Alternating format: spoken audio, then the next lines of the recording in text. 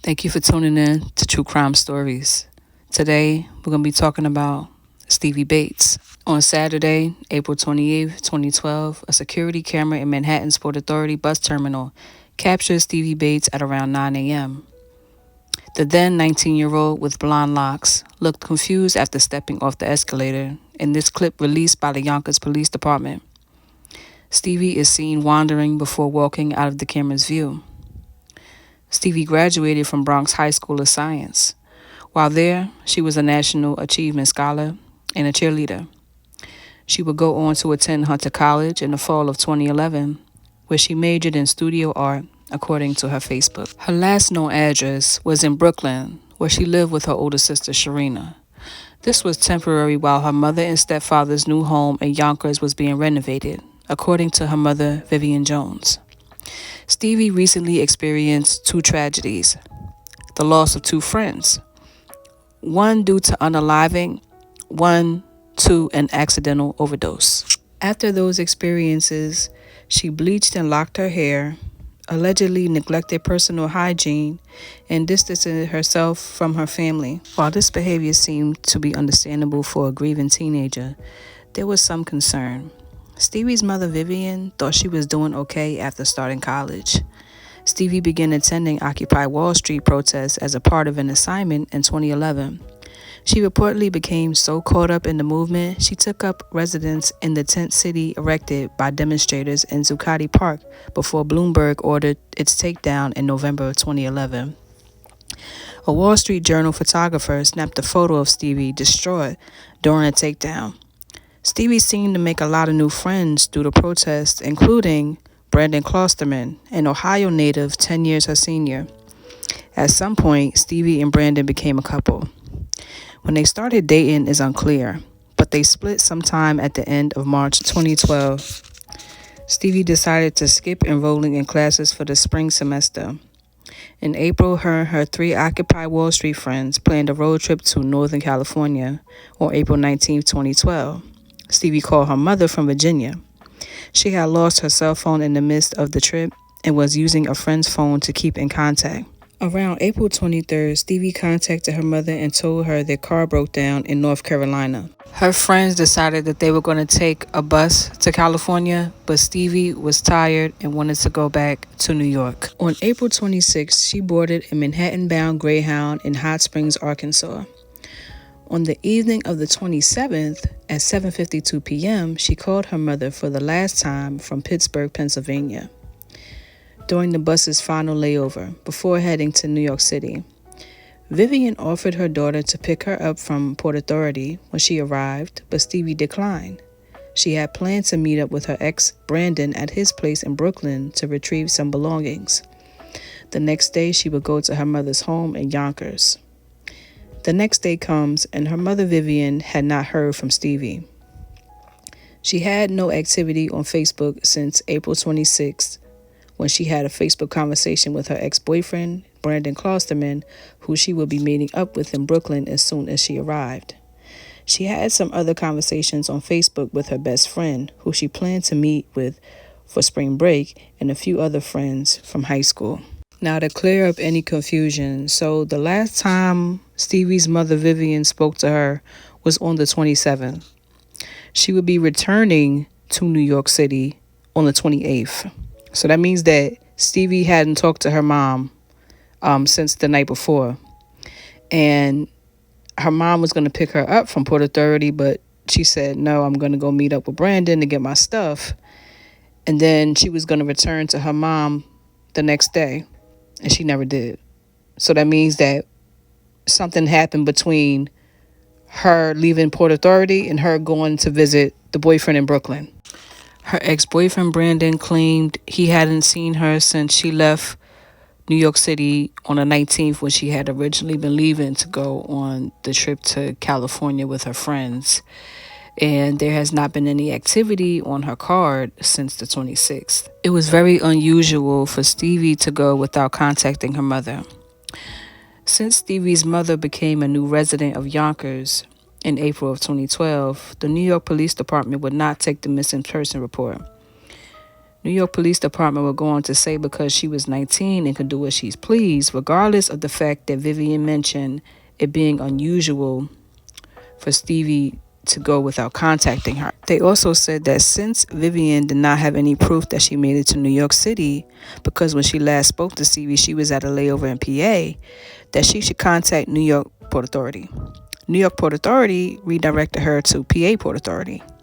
PA Port Authority redirected her to Arkansas, where she first boarded the Greyhound bus to New York City, which is crazy because she mentioned that she spoke with Stevie while she was at a layover in PA. So obviously, it would be up to PA to confirm that she boarded the bus going to New York City.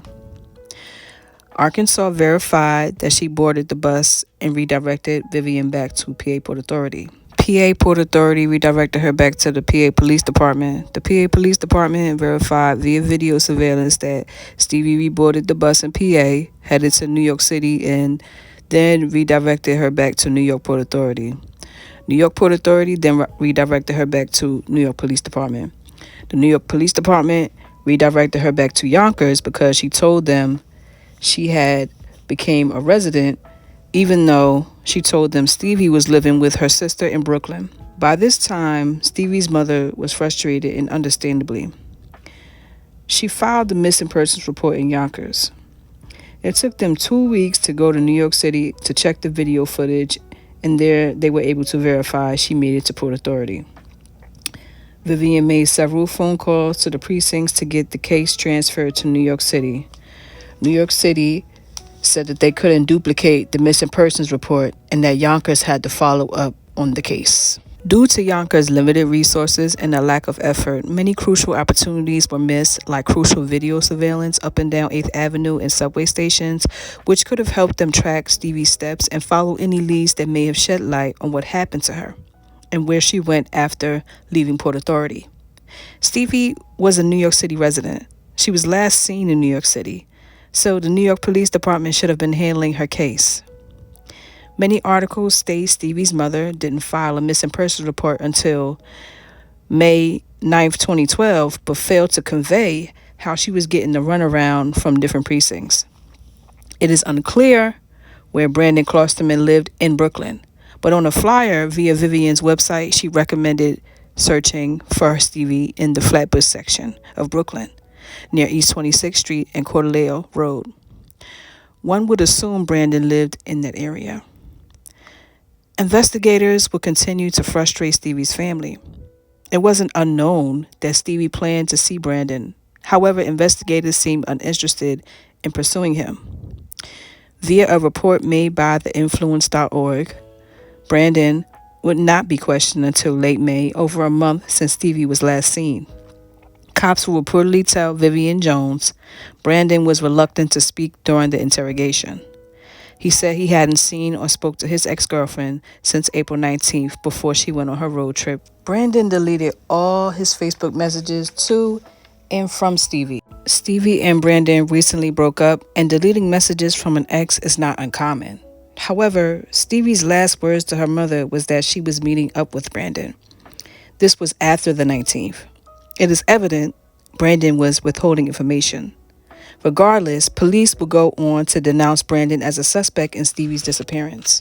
According to an article by Patrick Hillsman of The Influence, which is no longer available, Patrick Hillsman wrote that he met Brandon at Bellevue Hospital's methadone clinic. Hillsman and Klosterman were both addicted to heroin. Apparently, Brandon was living as a squatter in Brooklyn. Brandon and Patrick would begin to communicate with each other as they frequented the clinic to get treatments. Methadone is a medication used in medication-assisted treatment, or MAT, to help people reduce or quit their use of heroin or other opiates. Brandon had a reputation for stealing, fighting, and being a hothead. Within a couple of months of them, Brandon and Patrick, meeting, Brandon would begin to show up with his girlfriend, who would later turn out to be Stevie. She spent a lot of time with Brandon and his friends, but didn't partake of any drug use, according to her family and friends. Brandon and Stevie would hang out at Union Square Park often. Patrick Hillsman's last time seeing Stevie would be in that same park. In March of 2012, Patrick and Stevie briefly spoke, and Stevie wanted to get Brandon a job with Patrick. Due to his reputation, Patrick was reluctant to share any info. Not too long after that, Stevie and Brandon split. And the next month, Stevie went missing. Patrick seen one of her flyers, called the number, and met with Stevie's mother and stepfather. Later that day, Stevie's mother mentioned running into Brandon while searching for Stevie in Union Square. Brandon denied knowing anything, which made Vivian suspicious. Vivian would spend the next 8 years trying to find out where her daughter was. Unfortunately, in 2021, after finding remains wrapped in a blanket at a construction site on September 18, 2020, the city medical examiner identified the remains to belong to Stevie Bates. These remains were found buried in the vicinity of 80-97 Cypress Avenue in Ridgewood, Queens. I'm collecting this information from a few different websites. The one website that's giving me the most information is Pretty Deaf Seller. It says that if Stevie headed to Flatbush, then she would have had a couple of options to take public transportation. However, we don't know which option she would have chose, or if she even got to Brooklyn at all, because both the Port Authority and MTA subway stations have security cameras, but the footage is erased after 30 days. And because the precincts were giving her mom the runaround, it was more than likely that the tapes were taped over, before they could be reviewed. So they really dropped the ball on getting crucial information on where exactly she was going, because I'm pretty sure there was cameras following her out the train station to where she got off, to down the block, to wherever her destination was. They're saying that they found her remains on Cypress Avenue, 80-97 Cypress Avenue in Ridgewood, Queens. Ridgewood, Queens is not far from Brooklyn. So it's not too far-fetched that the ex might have had something to do with it. If the cops didn't give Stevie's mom the runaround and have her searching who should be responsible to file a missing persons report and look up the details, or they might have been able to find her sooner. She might have still been alive. Who knows? And even when you're on top of them, they still move slow. It's like they just don't care, especially if they feel like your kid was a runaway, or she was of the legal age, so it's she's grown, she can do whatever she wants. Maybe she just didn't want to be around. It's an insult, because it's like, if I'm telling you my kid, I don't care if she's 18, 19, I don't care, that's still my child. If I'm telling you that she doesn't go a day without contacting me, why would you take it lightly? Like, why not take my word for it and help me find my daughter? So it's highly likely that she would have contacted her mom once she left Brandon's house, because she just talked to her mom the night before. She was calling her mom at each stop. Each Greyhound stop, she was calling her mom, letting her mom know she was good. When she lost her phone, she called her mom to let her mom know that she lost her phone and she was going to be calling her from a friend's phone. When the car broke down, she called her mom. So why would she not call her mom after she's supposed to meet up with this guy? It doesn't make any sense. She was active on Facebook. She stopped going on Facebook. And she also planned to meet up with other friends. So if she made these plans, why would she just disappear after all that? Like, voluntarily? Doesn't make sense at all. And they let the boyfriend go because they felt whatever they felt in their head. They didn't do no background search on him. They didn't interview anybody that knew him. They just let him go. And he got free range to do this to other women out there. From New York City to Ohio and anywhere else he decided to go. I would like to send my condolences to Stevie's family, her friends, just everybody whose lives she impacted, because I know that this is still a tragedy, not knowing why, not knowing who did it. Please like, share, and comment on this video so that other people can see it and share and comment on it, and we can get the balls rolling to find out what happened to Stevie. I'm going to put the information at the end of the video, so if you know anybody that knows something, please contact the police as soon as possible. Breaks up with her boyfriend, Brandon. She wasn't hanging out with any of her friends. She wasn't talking to anyone. Withdrawing from friends and family, not leaving, not going out anymore, those can lead to long-term consequences that can be detrimental and develop into depression, actually. In April, Stevie attends a rock concert at Manhattan's Beacon Theater, where she meets up with a small group of new friends. When they invite her on a road trip to California, Stevie feels a surge of excitement for the first time in 7 months. She just called me and she said, "Mom, I'm going to California, going on a road trip." California, it's gonna be a lot of fun. It was a spontaneous thing. She'd never really been far from New York. Well, how are you gonna stay in communication? Stevie's mother, Vivian, has one concern about the trip. Stevie has lost her cell phone, but Stevie says she'll use other people's phones or stay in touch via Facebook. I didn't push the issue. I just asked her, you have money, you're okay? And she says yes.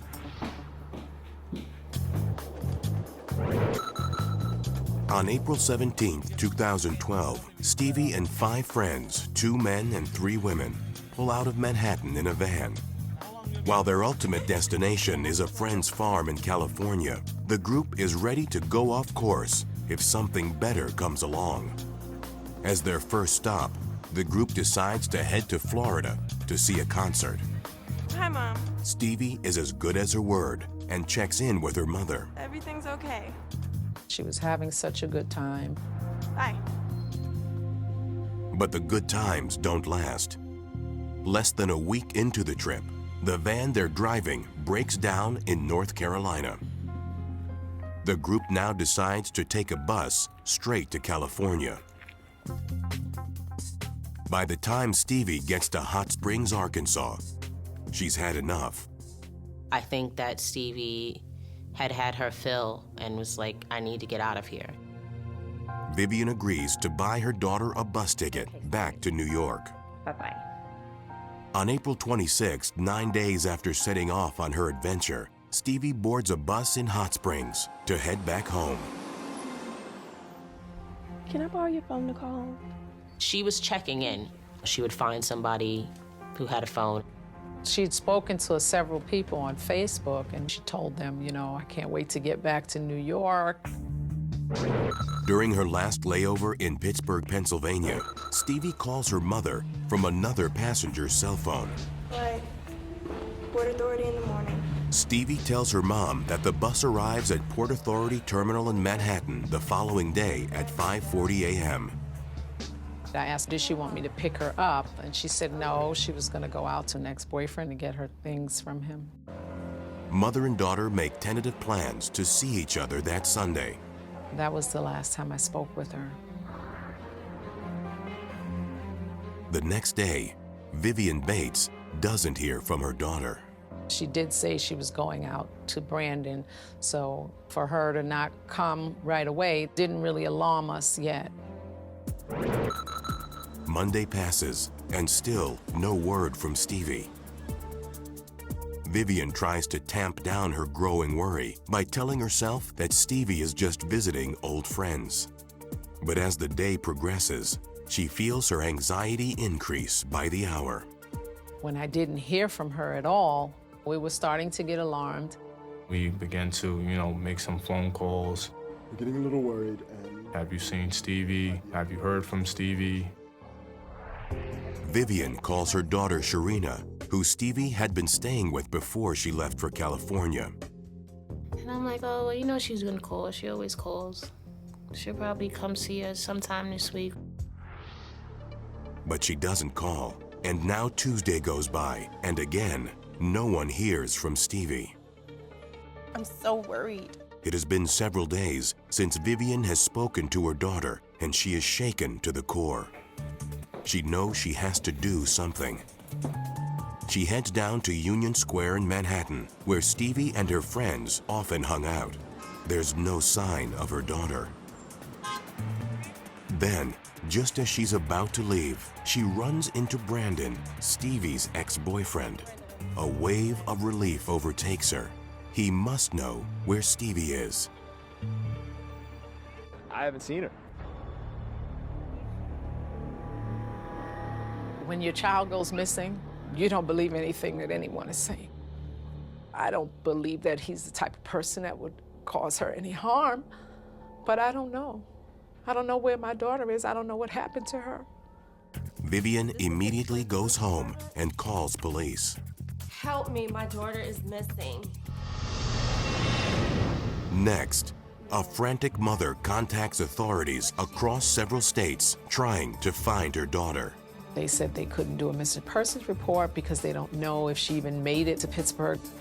We were really worried and scared about what could have happened. There she is, wearing a 3/4 length blue maintenance jacket, skinny jeans, and her signature blonde dreadlocks. Stevie rides an up escalator, does a turn, and heads into the lobby. That's her. Vivian is relieved at what she sees. She was fine. She looked fine. She was by herself. She looked like, I'm home, I'm happy. She doesn't appear distressed or worried. She is just walking around the bus terminal. 19-year-old daughter who had taken a cross-country a bus here, to visit her family. And to visit her boyfriend. That's who Stevie Bates said she was going to visit first at a home in Queens. She's been missing ever since then, April 2012. Then last September, on the land where that home stood, they found some human remains. So is that the girl? And where's the boyfriend? Here's Derek Waller with an Eyewitness News exclusive. She's an amazing person, and no one should have taken her from us. Vivian Bates Jones had been trying to find her missing daughter, Stevie Bates, ever since April 2012. Surveillance video from inside the Port Authority bus terminal showed the 19-year-old arriving home in New York after a cross-country trip, then telling her mom her next stop was here, meeting her boyfriend at the property he'd been squatting at next to this cemetery on Cypress Avenue in Glendale, Queens, which is now under construction. It was there. Okay. That's where she met him. And then, close to 9 years later, authorities are investigating the discovery of human remains at a construction site in Queens. Craig Elka was there. In the bank about 5 feet down, the excavator pulled out, a rolled up blanket, and he noticed something fall out of it. Remains that had been there for years. But Jones says at first the NYPD didn't want to take the case. The first thing they told me was that, she's an adult because she was 19 at the time. Maybe she just doesn't want to be found. She says a different detective is now on it. The NYPD declined my interview request, but the department's retired chief of detectives, Robert Boyce, told me, despite those critical moments lost, hope is not lost. The bus terminal could still offer clues. Who are the predators there? Who are the people who are talking to young girls? This is a big case, and unfortunately could lead to other women as well. And what about the boyfriend? Speak to him. He needs another interview and get a timeline of where he was back that day. Jones says detectives tried. And he was told, you're not under arrest, but maybe you'd want to clear your name. And he said he didn't have anything to say. He also was not at the funeral. Jones recently mustered the strength to attend. Now, with one chapter finished, another has yet to be written. Now we're just praying for a miracle, for someone to come forward and for justice to be served for Stevie. Stevie's mom is desperate to solve this case. If you have any information, call the police.